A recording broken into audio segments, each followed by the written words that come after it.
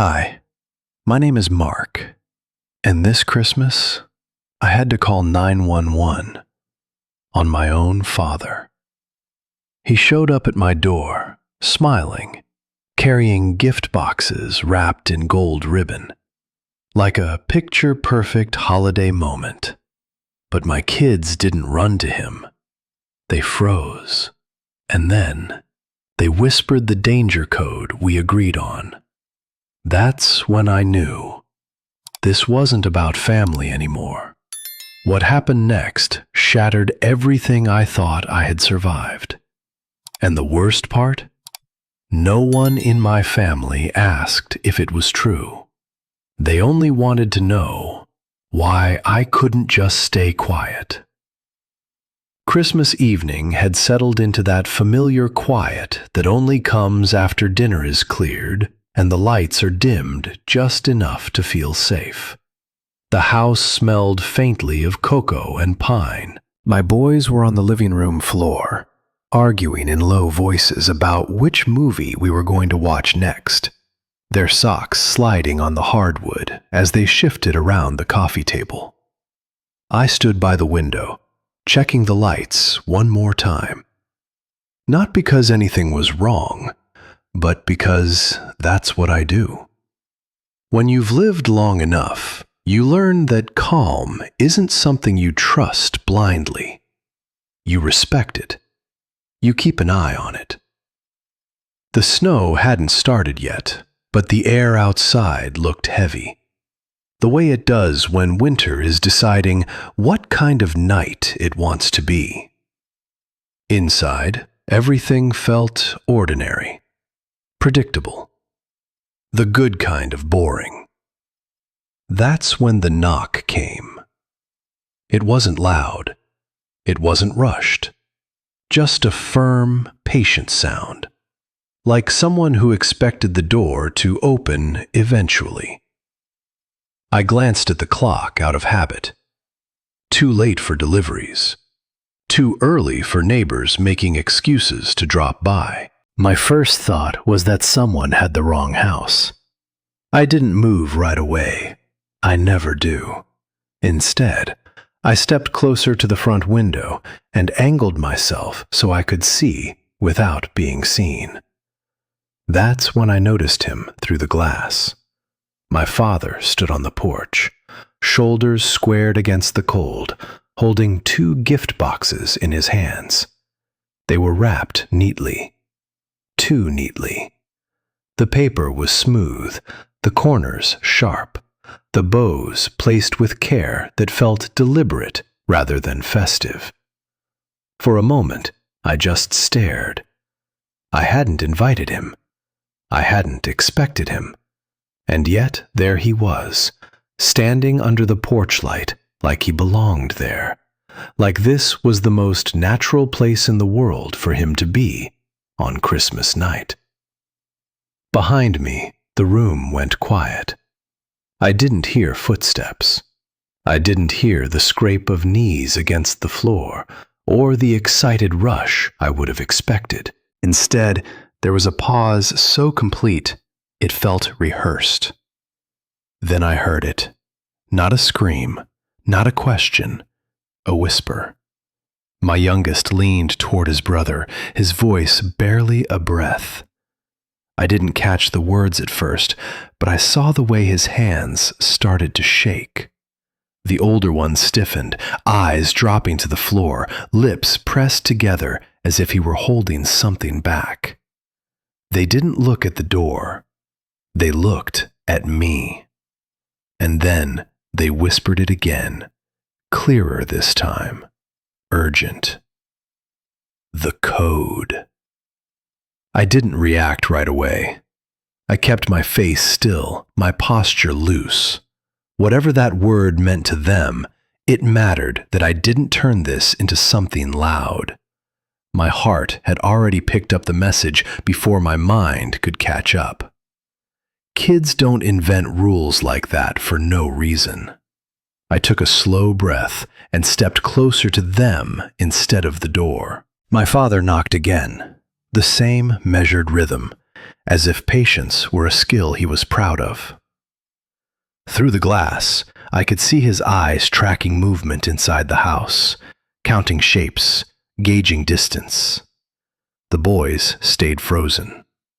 No smiles, no excitement, just that quiet tension humming through the room like a warning wire. I thought about the rules we taught them without ever giving names to why. Don't open the door unless I say so. If something feels wrong, don't argue about it. Trust your body before you trust explanations.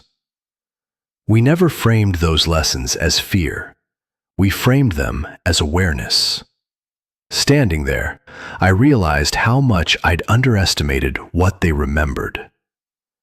My father shifted the boxes in his hands, adjusting his grip, careful not to bend the corners. He held them out slightly, angling them toward the door as if they were evidence. Proof of intention.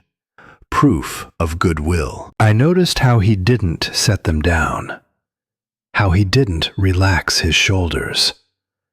How everything about his posture suggested preparation rather than surprise. The house felt smaller then. Not unsafe yet, just alert. I placed a hand on each of my son's shoulders, grounding them, letting them know I'd heard what they said. The whisper had changed everything, even if nothing had happened yet. I hadn't opened the door. I wasn't sure I ever would. They didn't scream. They didn't cry. They just whispered the code. And in that moment, I knew Christmas had already changed. Standing close to me, like magnets pulled toward whatever warmth I could offer. I lowered myself to their level, kept my voice even. "Why did you whisper the code?" I asked gently, looking into their eyes instead of demanding answers. "Why are you afraid?" They didn't answer right away. They exchanged glances, not for confirmation, but because neither of them wanted to be the one to say it out loud. The younger one opened his mouth, then closed it again. He wasn't confused. He was trapped between the need to speak and the fear of what it would mean. I knew that look. I'd worn it once too, in a different life. The knock had just been a signal. Their fear didn't start with the sound. It had already been there, sitting quietly beneath their skin like something they'd learned to live with, but never named. Whatever they were afraid of wasn't at the door. It was in their memory. I stood again, slowly. The porch light still cast its golden blur over the shadow outside. My father didn't knock again. Instead, his voice slipped through the door like it had always belonged there. "Son," he said, warm and casual, like we'd just missed a weekend call. "I hope I'm not interrupting anything." My jaw tensed, but I said nothing. "I brought something for the boys," he continued, soft as a lullaby. "Just wanted to drop it off. Christmas is for family, after all." That word, family, always sounded different when it came from him, like a hook hidden in soft bread. He didn't raise his voice. He didn't plead. He let silence fill the spaces between his sentences so I'd have time to think about what kind of son ignores his father on Christmas. "I know I wasn't invited," he added after a beat, still gentle. "But I figured you might want to give them their gifts. From me. Just a gesture. No strings." I closed my eyes for half a second. No strings. The phrase sounded so familiar, I could almost taste the lie wrapped in it. My kids stayed behind me, not clinging, but aware. The younger one's hand found my sleeve, fingers bunching fabric. The calm in my father's voice wasn't comforting. It was too steady, too careful. He'd always known how to say the exact right thing to make you feel guilty, even when you hadn't done anything wrong. When I was 12, he'd talk the same way after punishing me for speaking up. Not yelling, just disappointed, reasonable, like my pain was the result of a mutual misunderstanding, and maybe I should think about what I could have done better. That tone never meant we were safe. It meant he was choosing a strategy. "I came all this way, you know," he said now, softer. "Didn't think I'd be standing out here like a stranger." That line hit a nerve, not because it was true, but because it was calculated. And I felt it working. A small part of me, the part trained to be polite, to be fair, to be a good man, wanted to open the door. Just to talk. Just to show the kids I wasn't unreasonable, that I could handle this, that I was above holding grudges on a night like this. But that part of me wasn't the one my kids were watching. They weren't watching the man at the door. They were watching me, waiting to see if I'd choose the same path I'd taught them to avoid. I thought about how I used to second-guess my mother when she would tense at the sound of his car. How she'd say, "Be nice, it's still your father." As if that sentence had magic in it. As if naming the relationship was enough to erase the harm. His voice came again, still level. "The boys don't have to talk to me. Just open the door. You and I can speak. You're a grown man now. I'd hope we could at least have a conversation." That grown man now dug its way under my skin. Like he still thought he owned the space I stood in. Like this was all some performance I was supposed to take part in so he could pretend things were normal.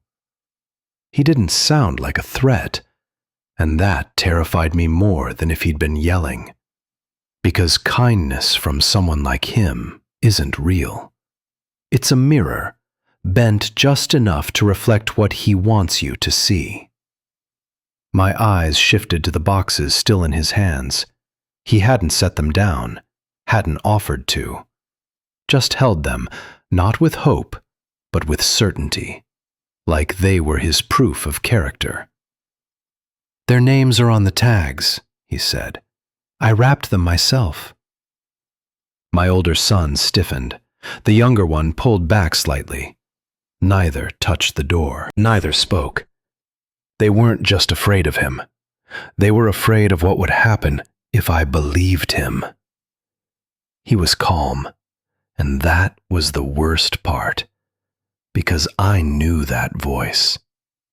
I'd lived with it long enough to recognize when it was about to be used against me. He sounded reasonable, and that terrified me more than if he'd been angry. Not to open it, but to remind myself it was still closed. Behind me, the boys had drifted slightly back toward the couch, not out of comfort, just space. They stayed where they could see both me and the door. Their eyes flicked between the two, like they were bracing for whichever one might move first. Then came her voice, small, nearly swallowed by the quiet. "I remember the boxes." I turned toward my daughter. She hadn't spoken all evening, not since she slipped into the living room just before dinner and curled into the corner of the sofa. She wasn't usually quiet, not like that. But I hadn't pressed. I assumed it was just a long day. I was wrong. She didn't lift her eyes when she spoke. "It's the same paper." At first, I didn't understand. My brain was still tangled in the present. My father's voice, the boxes in his hands, the growing knot in my chest. I took a slow step toward her. "What do you mean?" I asked, crouching. She finally looked up. And I saw it then. Not fear, not confusion. Something colder. Something that had taken root and stayed quiet for too long. "He wrapped them the same way when I was 6, she said. I blinked, trying to place the memory. "Christmas?" She nodded. "The ones with the gold snowflakes and the red ribbon. But he said we couldn't open them until Mom left the room." My stomach tightened. "And then?" I asked, afraid of the answer before it came. Her fingers toyed with a loose thread on her sleeve. "He said it was our little tradition, just between us." There wasn't a trace of drama in her voice, no tears, just a quiet recitation of facts that should have meant nothing, but didn't. She glanced toward the door. "He held them the same way tonight." That's when it hit me. The fear wasn't just about him being here. It wasn't instinct. It was memory. Their little bodies had remembered long before their words caught up. I sat back on my heels. The living room was still dim, the tree lights blinking in the same lazy rhythm. But the warmth was gone. Whatever was supposed to feel magical tonight had drained out without a sound. My son, the older one, sat down beside his sister. He didn't say anything at first, just put a hand on her back, the way kids do when they've learned how to comfort each other more than they should have had to. Then he said, without looking at me, "It was after Mom went to the store. I was supposed to be in my room." He said it like it was a detail from a report. No pain in his voice. Just the weight of someone who'd waited too long to be believed. I sat frozen. "I thought I was making it up," he continued. "But she remembered too, so I know it happened." I couldn't breathe for a second. My ears rang. Every adult instinct in me wanted to reject it, wanted to rewind the moment, challenge the timeline, fix something. But there was nothing to fix, only to face. "I'm sorry," I said, and I meant it, but it wasn't enough. My daughter shifted slightly, still not crying. "That's why we have the code." I looked at her. "You made it up yourselves?" She nodded. "Last year, after the Thanksgiving thing." I tried to recall what thing she meant. Then I remembered. He'd sent cards, had them dropped off at their school. I'd been annoyed, called the principal, warned the office not to allow it again. But I hadn't connected the dots. She saw the confusion on my face. "It's just a word. But if one of us says it, it means we leave the room or don't move." "You never told me." "You said not to bring him up." Her voice wasn't accusing, just matter of fact. And that hurt more. I didn't tell them not to talk about him, not directly, but I'd kept things tidy, controlled. I didn't want to poison their childhoods with my pain, so I sanitized it, removed the jagged edges. But they'd felt the sharp parts anyway, and they'd built something to survive it. And they'd used it tonight. I was still reeling when the knock came again. Same rhythm, same voice. "I really don't want to stand out here all night," my father called out, light-hearted. "It's freezing. These gifts weren't meant to be left on the porch." I didn't answer. I didn't move. "It's not like I'm asking to stay," he added. "I'll hand them over and be on my way. Don't make a scene in front of the kids." "That's not who you are." His tone stayed perfectly smooth, not a crack in it. I stood, not to approach the door, but because something in me had finally shifted. I looked at my kids. My daughter had gone quiet again, but her knees were pulled close to her chest now, like she was protecting something. My son's hands were folded tightly in his lap. They weren't afraid he would break in. They were afraid I'd let him in, that I'd fall for the voice, that I'd put the ribbon and the wrapping and the word family above what they'd survived. They'd seen me hesitate before, heard me make excuses, watched me deflect and rationalize and keep peace at the cost of clarity, and they were terrified it was about to happen again. I walked to the window. He was still there, still holding the boxes like they mattered, like they were proof. I didn't open the door. I didn't answer him, but I did speak, softly, behind me, to the only people in that house who needed to hear it. You don't have to worry. He's not getting in.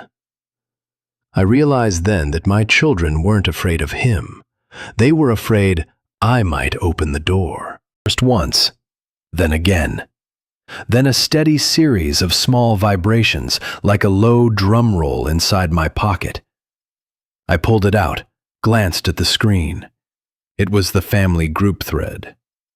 Holidays at Mom's, the same thread we used every year to share photos of ugly sweaters, coordinate potluck dishes, gripe about parking. The first message was from my cousin Rachel. Hey, just heard he stopped by. Everything okay over there? I didn't have time to type before the next one popped up. Uncle Dave. He said he's just trying to drop off some gifts. Sounds like a miscommunication. Kids shouldn't be in the middle. The next, Aunt Carla. It's Christmas. Can't we let things go for one night? Each buzz chipped away at whatever certainty I had built just minutes ago. I scanned through the thread. They were already talking like they knew everything. But not one of them had called me. No one asked what happened. No one asked why the kids looked like they'd seen a ghost. Instead, they repeated variations of the same line. He made the effort. He came all this way. It's not like he's dangerous. The more I read, the more I understood. This wasn't spontaneous. This wasn't just him showing up, hoping for a moment of grace. This had been prepared. I scrolled further and saw it. 2 days ago, a missed call from Uncle Dave.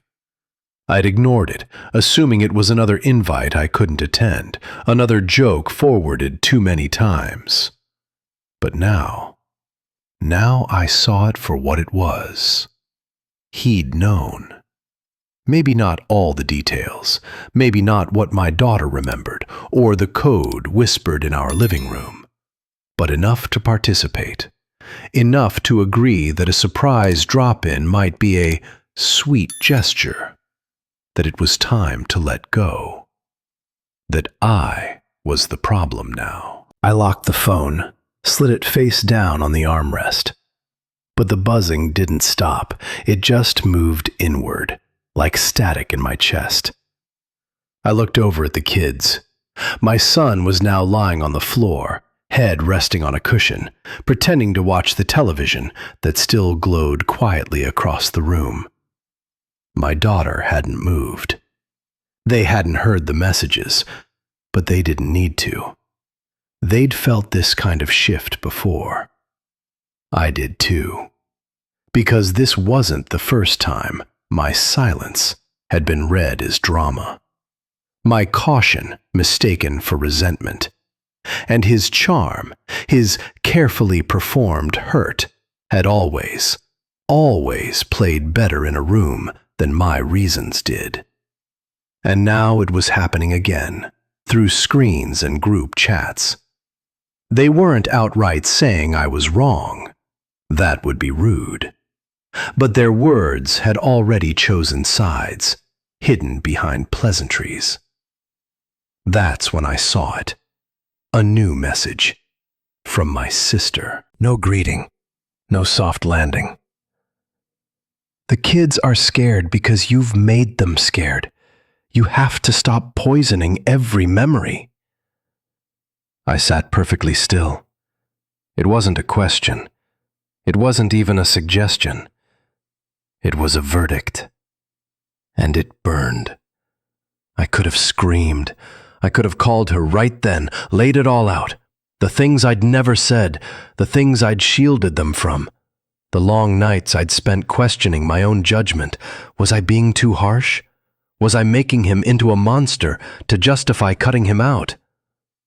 But I didn't, because it wouldn't matter. The trial was over. The family had already decided. I stood up and walked to the kitchen, needing distance. If not from them, then from the illusion that this could be fixed tonight. Behind me, the tree blinked on, a new timer. I stared out the kitchen window.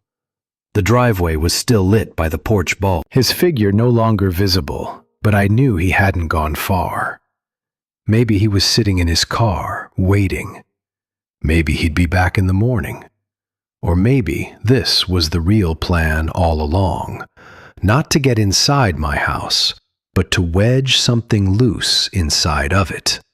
To twist my own blood against me until I couldn't tell the difference between caution and cruelty. But I saw it clearly now, the pattern. The way silence had always served him better than rage ever could. The way my discomfort made others defensive for him. And suddenly, I wasn't confused anymore. I knew what was happening. I knew why it hurt. And I knew I couldn't undo it. That's when I understood. This wasn't about protecting my kids anymore. It was about whether I was willing to be the villain. The house felt smaller, like the walls had leaned in to listen. I drew a slow breath and went back toward the front window. Not to confront him, just to look again. I told myself I was checking to make sure he'd left. He hadn't. The porch light threw a hard line across the glass, and for a second all I saw was glare. Then my eyes adjusted. He stood a few steps back now, angled slightly to the side, as if he'd decided patience would read better than persistence. The boxes were still in his hands. That's when I noticed what was wrong. It wasn't the wrapping. That had already been explained. It wasn't his face or the familiar set of his shoulders. It was his grip. He was holding the boxes from underneath, palms flat, thumbs pressed along the edges. Careful, protective. The way you hold something you don't want dropped or examined too closely. He always did that. When I was a kid, he held certain things the same way. Items meant to be presented later. Items that came with conditions. He never cradled gifts meant to be freely given. He carried leverage. My pulse picked up. I leaned closer to the glass, narrowing my focus until everything else faded. His coat was unbuttoned. One hand shifted slightly, tightening, like he'd sensed my attention. There it was, a small strip of tape, doubled over at the corner of one box. Not new, reused. The same habit he'd always had when he didn't want something opened too soon. My stomach dropped. This wasn't a visit fueled by regret or reconciliation. This was a delivery. Timed, prepared, designed to put me back in a position I'd spent years crawling out of. I stepped back, heart thudding. Images crowded in without permission. My hand on the door earlier, my fingers brushing the lock, the polite phrases forming in my head. Just a minute. Just a talk. I pictured the door opening, the warm rush of old instincts, the kids behind me holding their breath. I had almost done it. The thought made my knees weak. I steadied myself against the wall, anger flashing hot and fast, followed by something worse. Guilt. Not abstract guilt, but sharp and specific. The kind that asks how close you came to failing the people who trust you most. A knock came again, firmer this time. "I don't want to rush you," he said through the door, voice still measured. "But it's getting late. The weather's turning. The boys will be disappointed if they don't get their presents." He knew exactly which words to use. Disappointed. Not scared. Not confused. Disappointed. Like their feelings were a problem to be managed, not a warning to be heeded. I didn't answer. He tried again. "You don't have to make this a big thing. Let me hand them over. I'll go. You're making it harder than it needs to be." Harder for who? I looked back at the living room. The kids hadn't moved. They weren't crying. They weren't pleading. They were watching, waiting for me to decide what kind of man I was going to be next. I understood then that this wasn't about compromise. There was no middle ground where safety and appeasement overlapped. Opening the door wouldn't be a conversation. It would be a surrender, a signal that the old rules still applied. My chest tightened, but my thoughts were suddenly clear, clear in a way they hadn't been all night. I walked to the door and rested my palm against the wood, not to open it, to feel the boundary. "I'm not opening the door," I said, voice steady. "You need to leave." Silence stretched, then a soft exhale on the other side.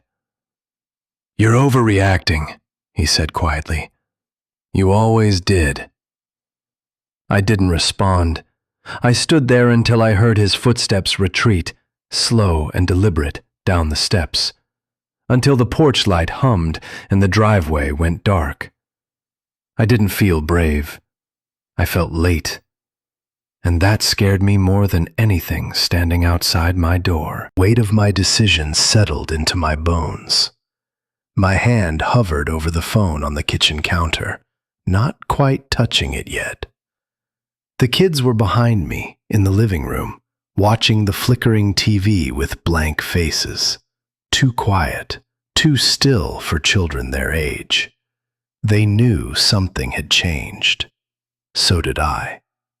I picked up the phone. It felt heavier than it should have, like it knew what was coming, like it wanted me to stop and ask myself one more time, "Are you sure?" I was, but being sure didn't make it easier. I knew what this meant, that once I made the call, there'd be no pulling it back. It wouldn't just be about him anymore. It would be about all of us. The family would close ranks. They always did. I could already hear the phrases. "You didn't have to go that far. He's your father. We could have handled this differently." But they weren't here tonight. They weren't the ones who stood between a locked door and two children, whispering a code word like it was the only anchor they had. I unlocked the screen and hovered over the number I never thought I'd dial. Not for this. The dispatch operator answered in a tone so neutral, so calm, it almost made me falter. 911, what's your emergency? I swallowed. I need to report someone outside my home. He's been here for a while. Okay, are you in immediate danger? That was the question, wasn't it? He hasn't tried to break in, I said carefully. He's calm. He brought gifts, but he won't leave. And I have my kids with me. I'm asking him to go, and he's not going. Do you know the individual? I paused, then exhaled. He's my father. Saying it out loud changed everything. The air shifted. The tone on the other end didn't, but I could feel the weight behind her silence. "Is he threatening you in any way?" I hesitated. "Not directly, but he makes them afraid, my kids, and I believe they have reason." There was a soft tapping sound, not from the phone, but the front door again. 2 knocks, measured, controlled. "Has he said anything threatening?" "Not the words, no, but the way he says things. It's how he's always done it. You can feel it, the pressure." I could hear the operator typing. "Units are being dispatched to your location. Stay inside. Keep the door locked. Do not engage." I nodded, though she couldn't see me. Just as I was about to thank her, she asked, "Sir, you said he's your father?" "Yes." There it was again, that pause, that unspoken, "Are you sure you want to do this?" "He's their grandfather, then?" A different kind of pain crept in, the kind that made me feel like I was the one doing the harming now. "Yes, he is." Another silence, this one on my end. "I understand," the dispatcher said finally. "Help is on the way." When I hung up, the sound of the dial tone lingered longer than it should have, like it wanted me to sit in what I'd done, like it wanted me to feel every inch of it. I placed the phone on the counter gently, like it might break. Back in the front hall, I watched him through the peephole. He hadn't moved much, just turned slightly, like he'd sensed the shift. Then his voice came again. "You know this isn't how we handle things," he said, a little louder now. "Not in this family."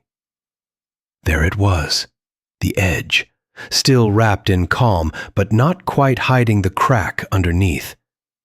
He waited a beat, then added, "You think this is protecting them? Teaching them to be afraid of their own grandfather?" The words hit like a stone. He wanted me to flinch, to feel small, to question myself. But I didn't. I moved to stand between the door and where the kids sat. I didn't say anything. I didn't need to. My body said it all. Minutes passed, slow and taut.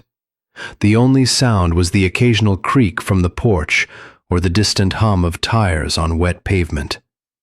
My daughter came to stand beside me, just her hand brushing mine. "I'm okay," I whispered. "You're okay." She nodded, but didn't speak. Outside, the gifts still sat on the porch railing, untouched, like bait that had gone stale. Then, for the first time, I saw him step back, glance down the street. He knew. Something had shifted. The calm cracked again, just a fraction, but enough. I didn't feel triumphant. I felt grief. Because I knew I hadn't just drawn a line. I'd burned a bridge, and some parts of me, buried deeper than I'd like to admit, still wished for a different ending. But you don't gamble with kids. Not even for the hope of a softer story. When I hung up, I realized I hadn't just called for help. I'd declared a side, holding its breath. The kids were back on the couch, sitting too straight, too still, like they were waiting for a teacher to return after a fight in the hallway.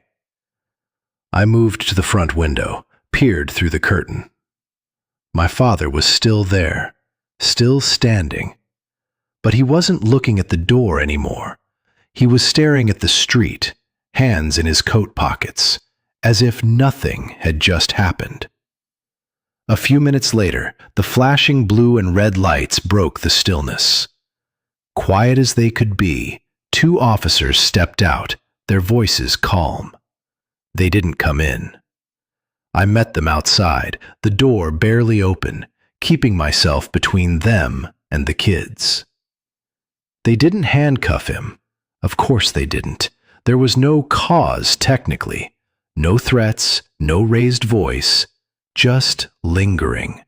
Just not leaving when he'd been asked to. After a brief, muted conversation, they walked him down the sidewalk, spoke to him beside the cruiser.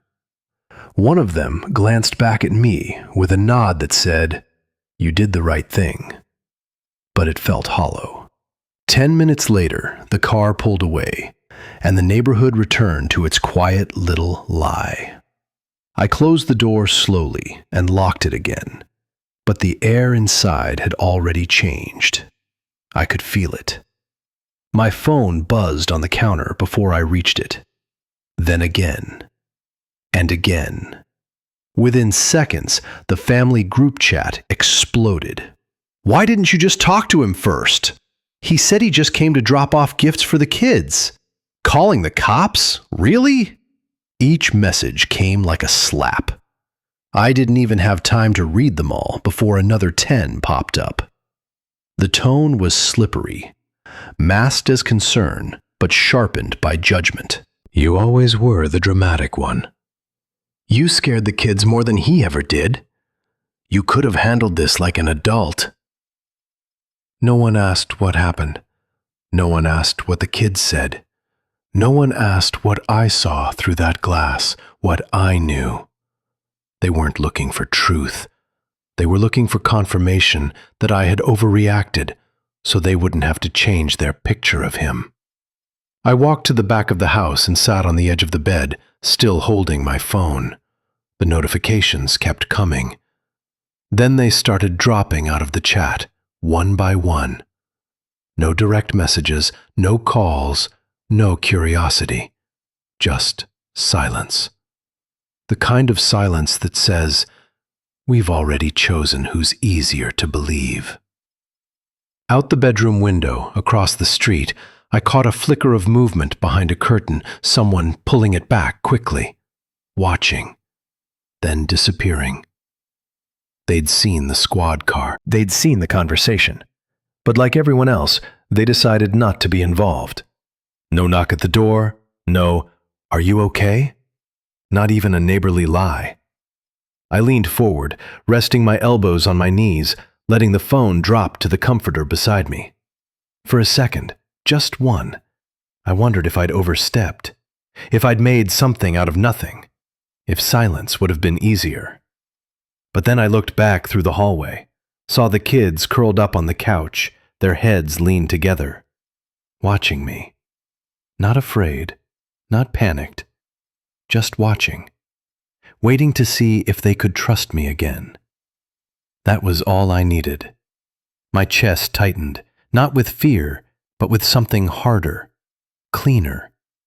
I wasn't going to apologize for doing what they needed. Not now.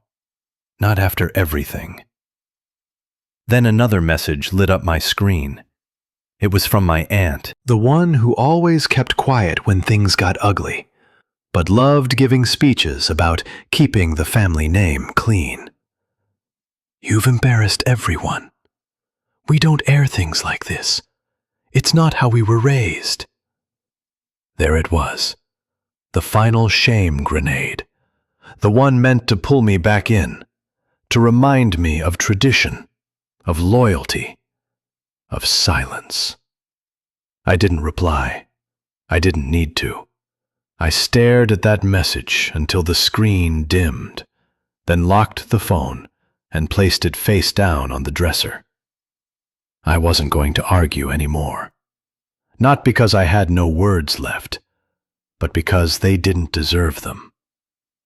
They didn't ask if it was true. They just wanted to know why I couldn't stay quiet. I sat with it through the night, through the ache in my jaw from grinding my teeth, through the hushed whispers of my kids asking if he was coming back. I lay awake, not from fear anymore, but from clarity, cold, measured clarity. And just before dawn, he made his next move. It started with a voicemail from a blocked number, a man's voice, polite but firm. "This is Officer McKinnon with the County Sheriff's Department. We received a request to conduct a welfare check at your residence. Please return this call at your earliest convenience." I didn't need to guess who made the call. Within the hour, another message came in, this time from my uncle. The one who usually avoided family drama like it was contagious. "He's worried sick. Said you've been acting unstable. Maybe you should just clear things up, man. No need to escalate." There it was, his real move. He couldn't get in the house, couldn't rewrite the kids' memories, couldn't shout me down in person. So now he was going to paint me as unfit, dangerous, unwell. He'd weaponized the last card he had left, the illusion of credibility. The fear wasn't even that he'd succeed. The fear was how easily people wanted to believe him. That afternoon, I drove to the sheriff's office myself. I asked to speak with someone, not to defend myself, but to document, to place something on the record before he twisted it any further. The woman at the counter offered a form. I filled it out with every detail I could recall. Dates, words, times he showed up uninvited, what the kids had said, what I'd seen through the glass. I didn't raise my voice. I didn't tremble. I was done being afraid of how I sounded. But the tipping point didn't come until 3 days later. He filed for emergency visitation. That was the moment my old plan, keep it quiet, stay calm, let it fade, died. I sat at the kitchen table, the letter still in my hand, reading and rereading the wording. It was sanitized, just like him, framed as concern, as love misunderstood. No mention of what he'd done, just accusations of withholding and manipulating the children. I closed the envelope slowly, pressing the edges flat with my palm. He thought he was still ahead. He thought I was still too scared to use the one thing I hadn't yet. But he'd forgotten the detail. The one I'd noticed through the glass that night. The gift bag. The one labeled for my daughter, with a nickname no one had used for her in 3 years. A name she had begged him to stop calling her. A name tied to nights she still cried about. And tucked into that bag, still sitting in my hallway closet where I'd thrown it in panic, was a note written in his handwriting. "Maybe this time we can have a talk. Just us." No date, no mention of her name, no greeting, just that line, chilling in its casualness. That was the moment I knew. He hadn't come to drop off gifts. He'd come to reopen something I'd sealed shut for good reason. I scanned it into a file, attached it to my statement. I made copies of everything else, the messages, the timestamps, the screenshots of the group chat where they questioned me, never him. And I filed for a restraining order. He didn't expect that. He expected another round of family shame, expected me to back down, to be quiet, to not dare bring the truth into the light where it couldn't be shaped or softened. When the notice reached him, he didn't show up at my door this time. He called my brother instead. "He's turning this into something ugly," was the line that came back to me. But the truth was, it had always been ugly. I had just stopped pretending. The final confrontation wasn't loud. It wasn't public. It came through a call from his attorney. They wanted to discuss a way to resolve this without further escalation. I declined. There wasn't a resolution left to find. This wasn't about revenge. It was about drawing a line deep enough that no one could pretend not to see it. No more dropped hints. No more forced family smiles at Thanksgiving. No more questions about why I didn't just let it go. I didn't post online. I didn't send out a mass text. I simply did the paperwork, handed in the evidence, and locked the door. Legally this time. Not one more word was needed. And when it was over, I didn't feel victorious. I felt certain. Pause or relief. It arrives quiet, like the moment after a storm when the wind finally stops moving the trees. You don't realize how loud it's been until the silence settles in. The house felt different. Still, but not peaceful. Just emptied. The heater clicked on. A cup of cocoa sat cold on the windowsill, the marshmallows long dissolved. The lights on the tree blinked lazily in the living room, one bulb in the middle flickering like it couldn't decide if it still belonged. The kids were upstairs. They hadn't asked about their grandfather since that morning. I think they knew not to. Or maybe they were waiting to see how I handled it first. I stood in the hallway for a while, looking at the front door like it might breathe. Like if I blinked too long, the lock might slip open by itself. But the door stayed shut. The lock stayed firm. The silence, finally, was mine. Later that night, I found my daughter curled up on the couch, holding the same stuffed animal she's had since she was 4. She looked up at me and asked in the quietest voice, "Are you still mad?" That stopped me cold, because I wasn't. I wasn't even angry when I filed the papers. I wasn't angry when I handed over the evidence. What I'd done wasn't about rage, but she was trying to figure out if my silence meant danger or safety. I sat beside her, letting her lean into me, her head on my arm. "I'm not mad," I told her. "I'm just tired and done pretending things were okay when they weren't." She was quiet for a moment. Then she asked the question that will live with me longer than any of it. "Did I do something wrong before?" That was it. That was the part no legal document could fix. The question no judge could erase. I wrapped my arms around her tighter and whispered, "No, baby. You didn't do anything wrong. You just remembered."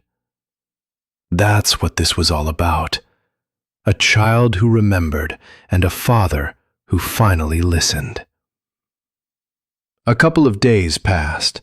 The weather turned sharp, and the snow that had melted reappeared in thin layers across the porch. I hadn't touched the gifts. They were still there, lined up neatly along the hallway bench, perfectly wrapped. The paper had gold pine cones on it, a little too fancy for kids. The kind of wrapping my father would use to show he put thought into it. But not one of those gifts had been opened. Not one ribbon untied. And I realized that, even though none of us had said anything, the kids understood. Those boxes weren't about joy. They were distractions, excuses, cover stories wrapped in red and green. I knelt down beside them, ran my hand over the edges. My son came over and stood beside me. After a long pause, he asked, "Do we have to keep them?" I looked up at him. He wasn't asking for toys. He was asking if we were still supposed to pretend. "No," I said softly. "You don't have to keep anything that doesn't feel right." He nodded and sat down beside me. We didn't open a single box. We didn't need to. The following morning, I packed the gifts up. Quietly. No announcement. just folded the tissue paper back inside, sealed the lids, and placed them in a donation bag. I didn't need to throw them away angrily. They weren't cursed. They just weren't ours to carry. I left the bag by the door for pickup and poured myself a fresh cup of coffee. Looking around the living room, I saw the shadows of what used to be there. Not just decorations or memories, but expectations. All the pressure to keep up appearances, to preserve something that had been broken long before I dared say it out loud. I sat down on the couch, rubbed my hands together for warmth, and stared at the tree. Some ornaments were missing, the ones from my parents' house. I'd taken them down without even realizing it. Maybe that was part of it too, letting go piece by piece without drama. My son came back in with his sister. She pointed at the hallway bench and asked, "Are we going to open those later?" I looked at her, really looked. Her shoulders were relaxed, her voice steady. "No," I said, with no anger, no sadness, just the truth. Some gifts aren't meant to be opened. She didn't ask why. She just nodded, and the three of us sat together on the couch, legs tucked in, a blanket shared between us, as the snow began to fall again. Outside, it was quiet. Inside, it was finally ours. I lost the family that taught me to stay quiet, and kept the one that will never have to.